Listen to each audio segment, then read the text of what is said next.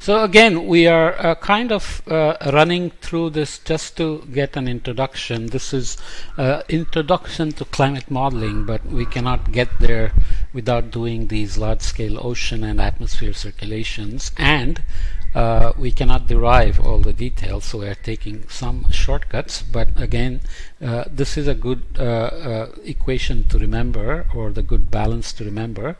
The meridional stream function, chi bar, is determined as a balance of the meridional gradient of the diabatic heat sources, very strong heating in the tropics, and it drops off as you go towards higher latitudes. There is a very strong meridional eddy heat flux, whose gradient is divergence is going to matter, and there is meridional eddy momentum flux. So the way the system works, because you are trying to transport energy and because the atmosphere has a strong relation between the circulation and temperature distribution and heating, you get a strong coupling between momentum flux, heat flux, and the meridional circulation. And of course you have a energy dissipation happening because of the zonal shear, which we saw as the vertical shear of the zonal winds. Okay, so let's look a little bit at this balance now, going from the equator to higher latitudes. This is the schematic illustration of the stream function chi bar in the northern hemisphere. Similar equations work for the southern hemisphere. You just have to flip the equations. Chi bar is greater than 0 is the thermally direct cell, and chi bar less than 0 is the thermally indirect Ferrel cell. So you are used to looking at schematics of the, I have the window open, so I hear a little bit of rustling sound in the recordings, but it's not too bad, and I enjoy the wind, so hopefully you can tolerate a little bit of noise. You see schematics typically of the Hadley cell, Ferrel cell, and polar cell, but here is a way we are doing it mathematically as well.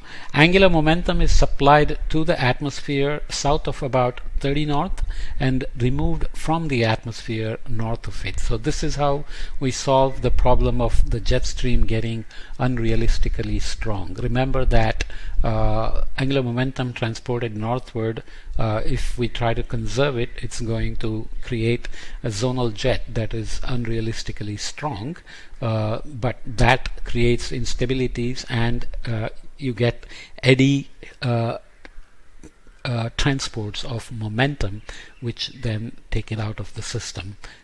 So the jet streams can still be pretty much explained by the angular momentum conservation with the dissipation terms, but we also know that the meridional temperature gradient gives us the vertical shear as a geostrophic current, which we defined before as when there is a balance between pressure gradient and Coriolis.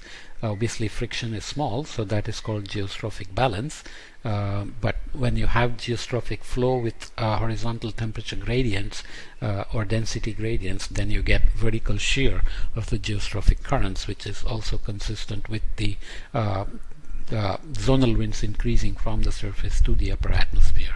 Okay, so here is the angular momentum flux being picked up by the atmosphere from the surface in the low latitudes and depositing it from the atmosphere to the surface to give us the mean westerlies. That means winds can go faster than the planet even near the surface because you are bringing down angular momentum that you picked up from here.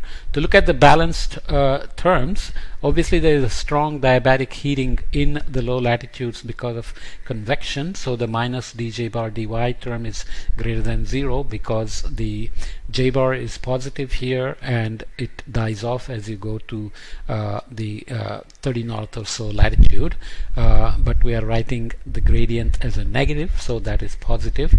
dj bar dy is less than 0, but minus dj bar dy is greater than 0. V prime T prime is almost equal to 0 because the Hadley cell is basically doesn't have much of instability in it. So I feel some wind. Hopefully it's not creating too much disturbance. And the eddy moment, so this is the eddy transient eddy heat flux term, which is small in the Hadley cell, and the eddy momentum flux term in the meridional vertical direction is also small for the Hadley cell, and the drag term is greater than 0. Again, del x bar del z is less than 0, so the shear dissipation decreases with latitude because you have strong vertical shear as you go towards the mid latitudes. Now I have a chopper going by. Okay, so when we put these terms into the balance for meridional stream function, we get chi bar greater than 0, so we get basically a diabatic heating driven circulation that is thermally direct, and there is a dissipation term that is trying to slow it down. So you are basically moving momentum and heat from the diabatic heating region to the subtropics, and at the dividing line you reach chi bar equal to 0, and then on this side, that's where you get the jet stream as well, you get minus del j bar del y is close to 0, so the diabatic heating term and its gradient is fairly weak going north of the termination of the Hadley cell here. The eddy heat flux term is less than 0. It was nearly 0 here. It is less than 0 here. So you have actually a transport coming this way. So it's a thermally indirect cell because there is no diabatic heating term that is driving this meridional circulation. And the eddy momentum term is eddy momentum transport term is also towards the lower latitudes. And the dissipation term, of course, always goes against the circulation. So if chi bar is 0, then del chi bar del z has to account for the friction against the circulation. Okay, so this is how you end up with a thermally indirect cell. You can get into the details of how the fact that eddy heat flux term or the total heat transport has to be northward, but the momentum does not have such constraints. So the angular momentum is not conserved, but the net heat transport has to be northward, because remember, we are moving from energy surplus region to energy deficit regions. That is the larger driver for the atmospheric circulation as a whole. How it gets done is this way, with a thermally direct cell here and a thermally direct cell in the polar region with a kinematic or a connecting gear type thermally indirect circulation, which we call the Ferrel cell. Okay, so that's how we explain the large scale circulation. We didn't talk much about the boundary conditions and so on, but you can look at the details. But if you remember the balance and the main drivers of the meridional circulation, you are doing well. The observed distribution of eddy fluxes of heat and momentum are shown here for the northern winter, when the eddy fluxes are the strongest. So positive fluxes are directed northward, so you can see that you must have northward eddy heat flux, whereas this one is positive in the upper atmosphere, where you have strong jet stream and very strong shear, but below it has basically not much of a eddy flux, whereas this one is much stronger in the lower part of the atmosphere than in the upper part. So that's how the balance of terms in the vertical, in the xz, in the yz plane is happening for the eddy fluxes. Okay, if you look at the observed meridional circulation, putting this all together in terms of the stream function that we just derived, annually averaged northern winter and the northern summer, you get what you typically expect during the northern summer. The the strongest rising is happening, though ITCZ tends to be more towards the northern hemisphere because the maximum heating is in the northern hemisphere during the summer. So strongest rising branch and then the sinking branch.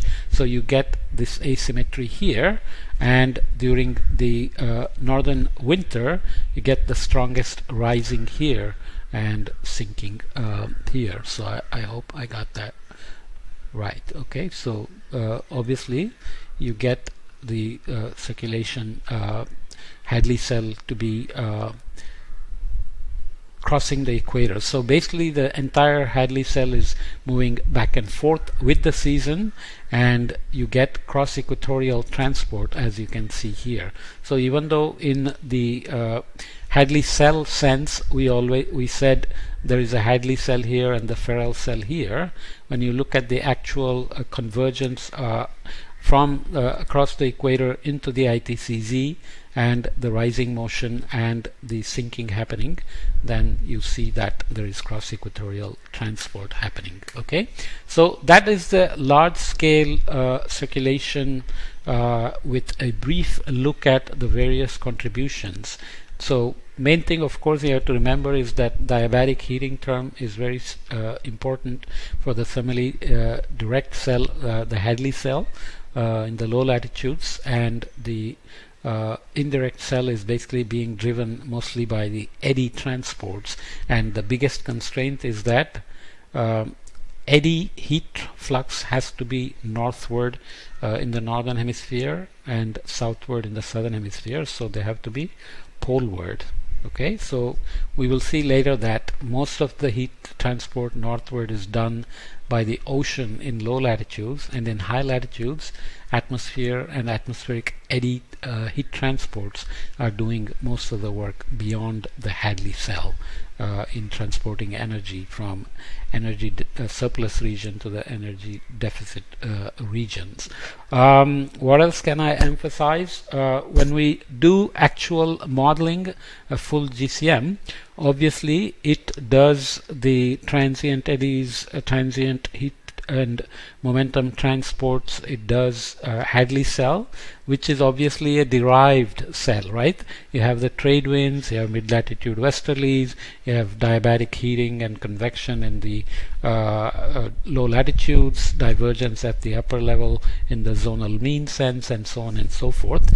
But only when you do zonal mean meridional sections you begin to see these cells, and you have to derive the flux terms by again using the methodology we used before of splitting the means into deviations from the spatial average and deviations from the temporal average to get transient eddies and stationary eddies and so on. Okay, so just keep that in mind.